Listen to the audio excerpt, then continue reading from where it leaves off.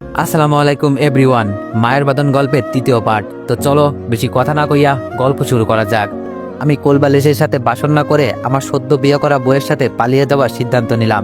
কোলবালিশের সাথে বাসর করলে হয়তো গিনিস বুকে আমার নামটা লেখা হতো। চাঁদে যেমন প্রথম মানুষ হিসাবে পা রেখেছিলেন নীল আর্মস্ট্রং, তেমনই পৃথিবীর প্রথম কোনো মানুষ হিসাবে কোলবালিশের সাথে বাসর করে ইতিহাসের পাতায় নাম লেখাতে পারতাম আমি। কিন্তু তখন আমার বেঁচে থাকা হতো না, তাই বাঁচার জন্য ইতিহাসের পাতায় নিজের নামটা লেখালাম না। তবে এটাও বা কম কিসের, বাসন না করে বউয়ের সাথে পালিয়ে যাচ্ছি, এমনটা কি কখনো হয়েছে আগে? বিয়ের রাতে জামাই বউ বাসন না করে পালিয়ে গিয়েছে। ভাগ্য সুপ্রসন্ন থাকলে এটাও হয়তো ইতিহাসের পাতায় রূপার অক্ষরে লেখা হতো। সিনথিয়ার কথা মতো আমি তার পেছনে পেছনে যাচ্ছি। বাসার সবাই ঘুমিয়ে গেছে, একটা কাকপক্ষীও জেগে নেই। তবুও খুব সাবধানে বাড়ির সীমানাটা পার করলাম আমরা। প্রায় 1 ঘন্টার মতো হাঁটলাম দুজনে। এই সময়টাতে আমাদের দুজনের মাঝে বিশেষ কোনো কথা হয়নি।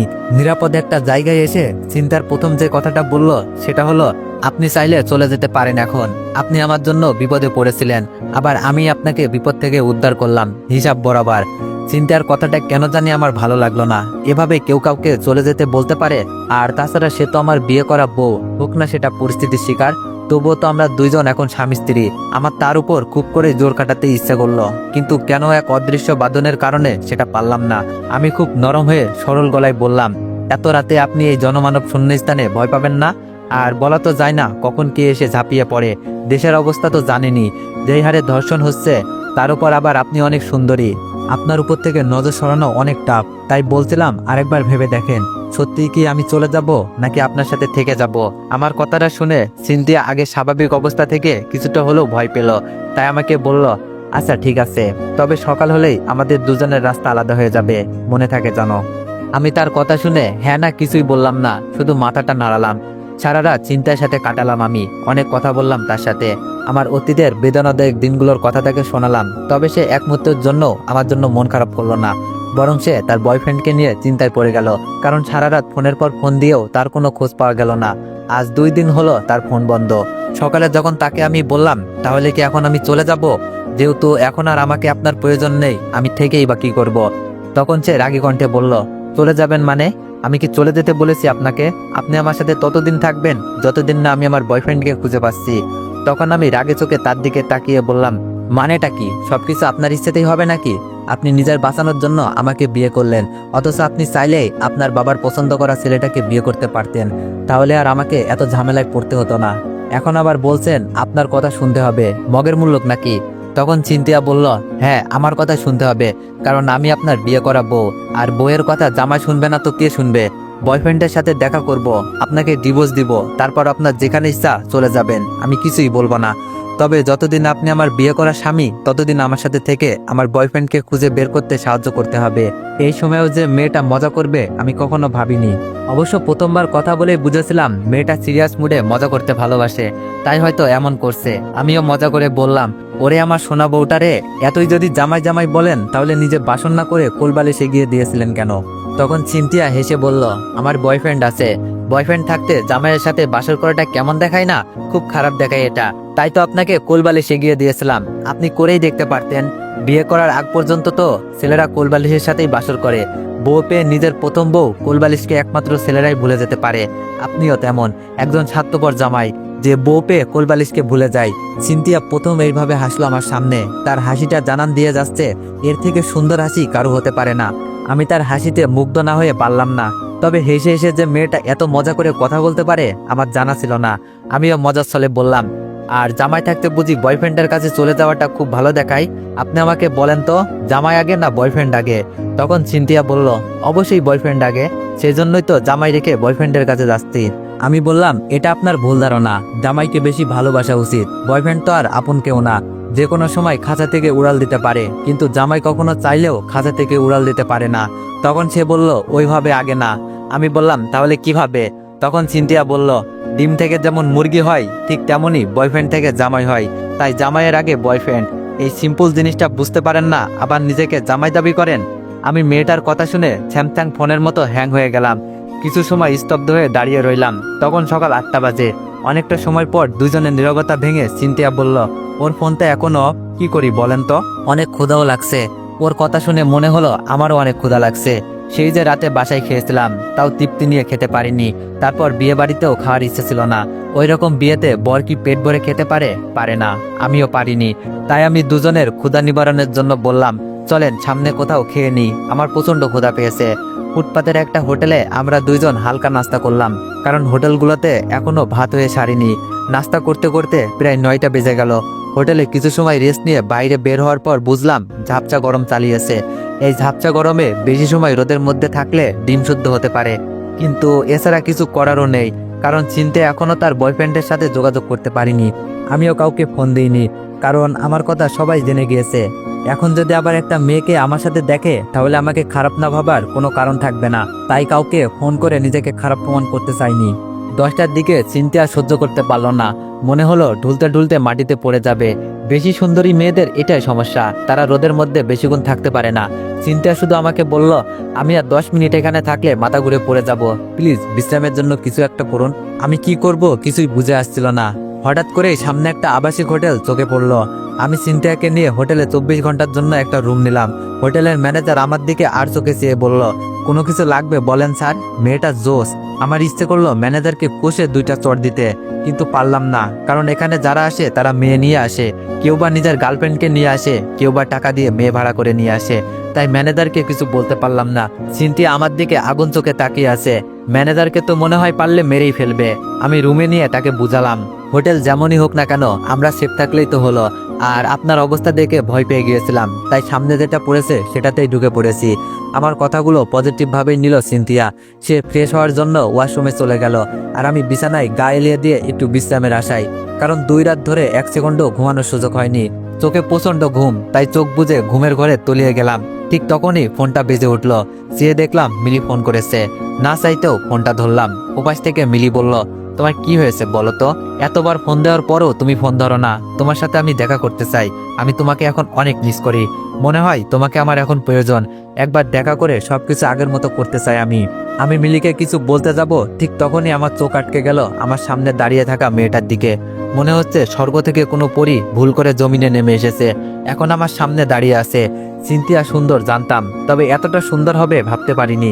বিয়ের সাজে মেয়েটার দিকে ভালো করে তাকানোর সুযোগ হয়নি কখনো, কিন্তু আজ যখন বিয়ের সমস্ত সাজ ধুয়ে মুছে নতুনভাবে আমার সামনে দাঁড়িয়ে আছে, ঠিক তখনই বুঝতে পারলাম তার সৌন্দর্যের গভীরতা। চিন্তার দিকে তাকিয়ে মনে হলো পৃথিবীর সবচাইতে সুন্দর মানুষটা আমার সামনে দাঁড়িয়ে আছে।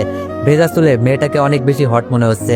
মিলি ওই দিক থেকে সমানে চিল্লিয়ে যাচ্ছে, কিন্তু আমার কানে মিলির আওয়াজ খুব একটা গুরুত্ব পাচ্ছে না। আমার চোখ গুরুত্ব দিচ্ছে চিন্তার হট দৃশ্যটাকে। মিলি যখন বরাবর বলছিল, কি হলো তুমি কথা বলছো না কেন? আমি কি বলছি শুনতে পাওনি? তখন আমার কি হলো জানি না, নিজের অজান্তেই মিলিকে বলে ফেললাম, আমি বিয়ে করেছি, আমার বউ আছে, এখন রাখি, বাই। আমার কথা শুনে মনে হলো চিন্তা আমার দিকে এগিয়ে আসছে। আবার মনে হলো দূর, আমি তার দিকে এগিয়ে যাচ্ছি। আবার মনে হলো না, সেই আমার দিকে এগিয়ে আসছে। আমি তার দিকে এগিয়ে যাচ্ছি নাকি সে আমার দিকে এগিয়ে আসছে কিছুই বুঝতে পারলাম না। চিন্তা আমার দিকে এগিয়ে এসে বলল, কি হয়েছে বলুন তো? আর এভাবেই বা তাকিয়ে আছেন কেন? তার মানে মিলিকে বলা কথাগুলো চিন্তা শুনতে পাইনি। তাই আমিও ওই প্রসঙ্গটা এড়িয়ে যাওয়ার জন্য বললাম, কিছু হয়নি তো? আপনার দিকে তাকানো যাবে না এরকম কোনো রুলস আছে নাকি? থাকলে বলতে পারেন, আমি মেনে চলবো। আমার এরকম টেরা কথা শুনে যে চিন্তা খুব একটা খুশি হতে পারলো না সেটা বুঝলাম আমি। সে কিছুটা মন খারাপ করে বলল, এমনিতেই আমার বয়ফ্রেন্ডের চিন্তায় মন সবসময় খারাপ থাকে, তার উপর আবার আপনার এরকম কথা। আপনি একটু ভালোভাবে কথা বলতে পারেন না? আমি না হয় ডিপ্রেশনে আছি, তাই এরকম ব্যবহার করি আপনার সাথে, কিন্তু আপনি কেন আমার সাথে এরকম ব্যবহার করেন? আমি সিনথিয়ার কথার প্রতি উত্তরে বললাম, আমি ভাই সবসময় ডিপ্রেশনে থাকি। আমি ডিপ্রেশন থেকে দূরে থাকতে চাইলেও ডিপ্রেশন আমাকে ছাড়ে না। আপনার পেছনে এমনিতেই অনেক টাকা খরচ হয়ে গেছে আমার, আর সম্ভব না। আমরা দুজন দুজনের রাস্তায় চলে গেলেই বেটার হবে। কেউ কারো যেহেতু প্রয়োজনে আসার কোনো সম্ভাবনা নেই, সো আলাদা হয়ে যাওয়াটাই ভালো। আমার জীবনটা আপনার মতো এত সুখের না, এত বিলাসিতার না। আমার অতীত শুনে হয়তো আপনার হাসি পেয়েছে, তবে আমি জানি আমার অতীত কতটা কষ্টের। তখন চিন্তিয়া বলল, প্রয়োজন নেই মানে? আমি একটা মেয়ে হয়ে কিভাবে এই ব্যস্ত শহরে আমার বয়ফ্রেন্ডকে খুঁজবো? ওর ফোন খোলা থাকলে তো কোনো সমস্যাই হতো না। আর আপনাকে তো আমি বলেছি আপনি যেতে পারেন না যতক্ষণ না পর্যন্ত আমার বয়ফ্রেন্ডের সাথে আমার দেখা হচ্ছে। আর টাকার কথা বলছেন, সব টাকা দিয়ে দিব আপনাকে। আমি বাসা থেকে বের হওয়ার সময় অনেক দামি দামি জিনিস ব্যাগের ভিতরে নিয়ে এসেছি, এগুলো বিক্রি করলে অনেক টাকা পাওয়া যাবে। আপনি হিসাব করে রাখেন, সব টাকা দিয়ে দিব আমি কিছু বললাম না। দেখতে দেখতে 24 ঘন্টা পার হয়ে গেল, বাট অবস্থার কোনো পরিবর্তন হলো না। বাধ্য হয়ে আমাদেরকে একটা বাসা ভাড়া নিতে হবে। মেয়েটা কাবিননামা সাথে নিয়ে এসেছিল। সে হয়তো জানতো এমন কিছু হবে, এটার দরকার হতে পারে, তাই ব্যাগে ভরে নিয়ে এসেছিল। আর সেটার কারণেই ঢাকা শহরের বুকে একটা বাসা ভাড়া পেলাম দুজন। আমি যে শুধু সিনথিয়ার জন্য বাসাটা নিয়েছি তা না, এখানে আমারও লাভ আছে। আমার থাকার জন্য একটা জায়গা দরকার ছিল, এর থেকে ভালো জায়গা হয়তো আমি পেতাম না, তাই এটাকেই বেছে নিয়েছি। কারণ বেঁচে থাকার জন্য একটা চাকরি দরকার, অন্তত আমার মতো মানুষদের। কারণ আমার আগে পিছে কেউ নাই, আমার থাকা খাবার ব্যবস্থা আমাকেই করতে হবে। সকালে ঘুম থেকে উঠে বের হয়ে যেতাম চাকরির খোঁজে। অনেক পরিচিত বন্ধুদের কাছে বলেও রেখেছি একটা চাকরির কথা, কিন্তু কেউ সেরকম কোনো ব্যবস্থা করে দিতে পারিনি। সবাই নিজেকে নিয়ে ব্যস্ত। আজকাল অন্য কারোর জন্য কেউ শ্রম দিতে চায় না, কারো কাছে অনুরোধ করে নিজের মর্যাদা কমাতে চায় না। আমার পরিচিত একজন মানুষ আছে, সে যদি তার উপরের জনের কাছে শুধু একটা সুপারিশ করে, রিকোয়েস্ট করে আমার চাকরির জন্য, তাহলে হয়ে যাবে। কিন্তু সেটা সে করবে না, এতে নাকি তার মান কমে যাবে। বাসা নেওয়ার পর 1 মাস চলে গেল। এই 1 মাসে অনেক কিছু পরিবর্তন হয়ে গেছে। আপন মানুষগুলো পর হয়ে গিয়েছে, পর মানুষগুলো হয়তো কিছুটা হলেও আপন হয়েছে। সেদিন বাবাকে সাহস করে ফোন দিয়ে বললাম, কেমন আছো বাবা? বাবা আমাকে কোনো কথা বলার সুযোগ না দিয়ে ফোনটা কেটে দিল। কেটে দেওয়ার আগে শুধু বলল, ফোন দিয়েছিস কেন? আজ আমার মেয়ের বিয়ে, ভুলেও তুই ফোন দিস না। আমরা তোকে ভুলে গিয়েছি, তুইও আমাদেরকে ভুলে যা, এটাই তোর জন্য ভালো হবে। বাবা ফোন রেখে দেওয়ার পর নিজের অজান্তেই কেঁদে দিই আমি। এমন কান্নার কতদিন করতে হবে জানা নেই। আজ আমার আদরের বোনটার বিয়ে, অথচ আমি তার সামনে নেই। সেও কি তাহলে তার ভাইয়ের কথা ভুলে গিয়েছে? ভুলে যাওয়াটাই স্বাভাবিক। খারাপ মানুষকে কেউ মনে রাখে না, মনে রাখলেও ঘৃণা করার জন্য মনে রাখে। আমাকে তো আর আমার বোন ঘৃণা করতে পারে না, তাই হয়তো ভুলে গিয়েছে। বাবা তো অনেক আগেই আমাকে ভুলে গিয়েছে, কিন্তু মা কি করে আমাকে ভুলে গেল? কোনো মা কি তার সন্তানকে ভুলতে পারে? আমার মা কিভাবে পারলো? এইসব কথা মনে হতেই কান্নাটা আরো বেড়ে যায়। আজ আমার কান্না করার দিন, আজ আমার দুঃখের দিন, আজ আমার একা হয়ে যাওয়ার দিন। আমার কান্না থামানোর কেউ নেই, আমার চোখের পানি মুছে দেওয়ার মতো কেউ নেই। চিন্তায় কি আমার চোখের পানি মুছে দিতে পারে না? এই 1 মাসে তো সে আমার অনেক কাছে এসেছে, আমাকে নিজ হাতে রান্না করে খাইয়েছে। আমি না আসলে আমার আসার জন্য অপেক্ষা করতে করতে অস্থির হয়ে যেত। তবে দিন শেষে তার বয়ফ্রেন্ডের জন্য মন খারাপ থাকতো। তারপরেও তার সাথে আমার সম্পর্কটা অনেক উন্নতি হয়েছে। সত্যি বলতে আমার ভালো থাকার জন্য একটা মানুষ প্রয়োজন, হোক সেটা ভালোবাসার মানুষ কিংবা ভালো লাগার মানুষ। এই পৃথিবীতে একা একা ভালো থাকা যায় না, ভালো থাকার জন্য কাউকে দরকার। কিন্তু আমার তো ভালো থাকার জন্য কেউ নেই, তাহলে আমি ভালো থাকবো কিভাবে? এত কিছুর পরেও অন্য 8-10টা মানুষের মতো আমারও যে একটু ভালো থাকতে ইচ্ছে করে। আবার মনে হয় এই পৃথিবীতে সব মানুষের ভালো থাকা হয় না, কিছু মানুষ অকারণেই খারাপ থাকে। আমি হয়তো সেই খারাপ থাকা মানুষগুলোর মাঝেই একজন। হঠাৎ করে লক্ষ্য করলাম আমার পেছনে সিনথিয়া দাঁড়িয়ে আছে। আমি চোখের পানিটা মুছে তার দিকে তাকাতেই সে একটা হাসি দিল। মনে হলো এই হাসিটার জন্য আমার খারাপ থাকাটা চলে গেলেও খুব বেশি অবাক হব না। আমি তার হাসিটা মুগ্ধ হয়ে দেখতে থাকি। আমার মুগ্ধতার চোখকে ফাঁকি দিয়ে সে দৌড়ে এসে আমাকে জড়িয়ে ধরে। তাহলে সে সিদ্ধান্ত বদলিয়েছে, বয়ফ্রেন্ডকে না পেয়ে পরিস্থিতির শিকার হয়ে যাকে বিয়ে করেছে তাকেই ভালোবাসতে শুরু করেছে। এমন হলে খারাপ হয় না। আমার ভালো থাকার জন্য একজন মানুষ আমি পেয়ে গেছি। তার জড়িয়ে ধরাতে কেমন যেন ভিতরটাতে ভূমিকম্প সৃষ্টি হলো। আমিও যখন তাকে 2 হাতে জড়িয়ে ধরার জন্য হাত বাড়িয়ে দিলাম, ঠিক তখনই সে আমার থেকে নিজেকে ছাড়িয়ে নিয়ে কিছুটা পেছন দিকে সরে গেল। তারপর বলল, জানেন আজ আমি অনেক খুশি, হয়তো পৃথিবীর সব থেকে সুখী মানুষটাও আমি। ওর সাথে কথা হয়েছে আমার, 1 সপ্তাহ পরেই আমাদের দেখা হচ্ছে। ওর ফোনটা হারিয়ে গিয়েছিল, যার কারণে আমার সাথে যোগাযোগ করতে পারিনি। ছিনতাইকারীরা টাকা পয়সা মোবাইল সবকিছু ওর কাছ থেকে নিয়ে গেছে। এইসব নিয়ে যাওয়ার সময় ওকে আহত করেছিল, যার কারণে ও এতদিন হসপিটালে ছিল। আমার সাথে যোগাযোগ করতে পারিনি। আমি জানতাম আমার ভালোবাসার মানুষটা আমার সাথে এমনটা করতে পারে না। ওর প্রতি আমার অনেক বিশ্বাস ছিল, আজ সেটা সত্যি প্রমাণ হয়েছে। আর কেউ না জানুক, আমি তো জানি ও আমাকে কতটা ভালোবাসে। 1 সপ্তাহ পর আপনি চলে যেতে পারবেন, তবে চলে যাওয়ার আগে ওর সাথে আপনাকে দেখা করাতে চাই। আপনি আমার জন্য অনেক করেছেন, আপনার প্রতি আমি সারা জীবন কৃতজ্ঞ থাকবো। চিন্তার কথাগুলো শুনে খুব খারাপ লাগলো। এই খারাপ লাগার কারণটা আমার কাছে জানা নেই। আমি অভিনয়ের হাসি এসে বললাম, শুভকামনা আপনার জন্য। সবশেষে তাকে পেয়েই গেলেন। আপনার ভবিষ্যৎ জীবন সুখের হোক, এটাই চাই। কথাগুলো বলেই আমি বারান্দায় চলে গেলাম। আকাশের দিকে তাকিয়ে নিজের মন খারাপের কথাটা আকাশকে বললাম, কিন্তু কোনো উত্তর পেলাম না। এমন সময় দেখলাম কে যেন ফোন দিয়েছে। অনিচ্ছা সত্ত্বেও ফোনটা ধরলাম। উপাস থেকে মেয়ে কণ্ঠে কেউ বলল, স্যার আমি অবনী, আমি আপনার সাথে দেখা করতে চাই। সেদিন আপনার সাথে অনেক খারাপ ব্যবহার করেছি, আমি সব সত্য জেনে গিয়েছি। মা যে এমন একটা মিথ্যা অপবাদ আপনাকে দিতে পারে আমি ভাবিনি। আপনি একবার আমাদের বাড়িতে আসুন, মায়ের কঠিন একটা অসুখ বেঁধেছে, হয়তো এটা তারই পাপের শাস্তি। মরার আগে সে একবার আপনার কাছে ক্ষমা চাইতে চাই। আমার অবনীকে অনেক কিছু বলতে ইচ্ছা করছিল না, শুধু বললাম এখন এসব বলে কি লাভ? এসব বললেই তো আর সবার কাছে আমি আগের মতো হব না। আমার নিজের আমার পরিবারের যে অসম্মানটা হয়েছে সেটা তো আর ফিরে পাবো না। সবাই আমাকে তো খারাপ ছেলে হিসাবেই জানে।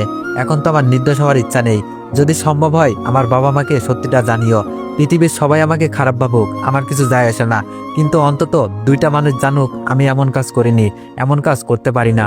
কথাগুলো বলে ফোনটা রেখে দিই, কারণ এই মুহূর্তে কারোর সাথে কথা বলতে আমার ভালো লাগছে না, এমনকি নিজেরই নিজেকে বড্ড বিরক্ত লাগছে। তো এভরিওয়ান, নেক্সট পার্ট খুব শীঘ্রই আসবে। ধন্যবাদ।